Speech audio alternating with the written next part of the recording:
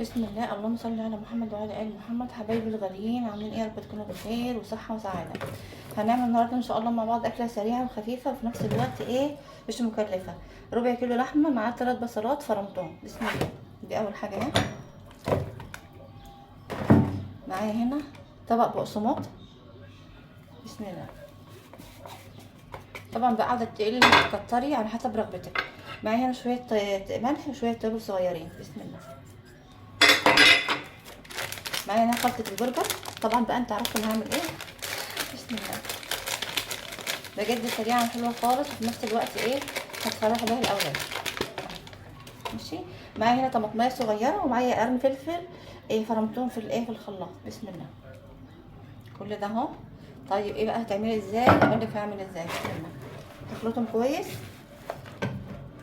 ومعايا هنا ايه، الغطا ده هديله شويه زيت صغيرين وهعمل بيه. لو انت عندك المكبس بيكون اوفر، مفيش مكبس يبقى نمشي من هنا. إيه، نمشي بكده تمام. بسم الله ما شاء الله. شايفه بقى الكميه بقت عامله ازاي؟ بسم الله ما شاء الله. كبيره جدا ها، كانها كيلو. بسم الله ما شاء الله. ربع كيلو لحمه عملنا عليه بقسماط كتير. طبعا حطيت كمان نص طبق إيه، عشان حسيت هي يعني ايه محتاجه يعني وكده. اول حاجه بقى اروح عامله كده. بسم الله. نقطه صغيره مش هحتاج تاني ان شاء الله. خلاص. واقوم بقى عامله كده. تمام. طبعا بقى لو عندك المكبس بيكون افضل. على هذا الحال.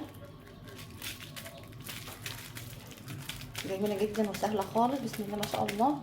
وحاجه كويسه. شكل الجميل ده اهو. هخلط بقى الكميه وارجع لك على طول.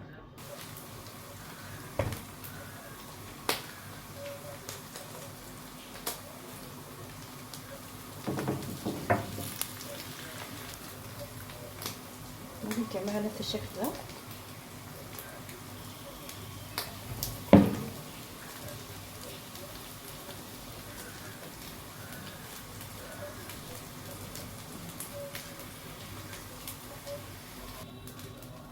شايفين بقى الجمال والحلاوه. بسم الله ما شاء الله.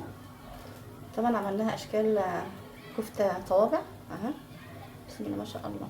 جميله جدا جدا. يلا انت كمان جربيها، ما تنسيش تقولي رايك. عاوزه شير يا جماعه، طريقات حلوه، حلقات جميله. في امان الله مع فيديو جديد ان شاء الله.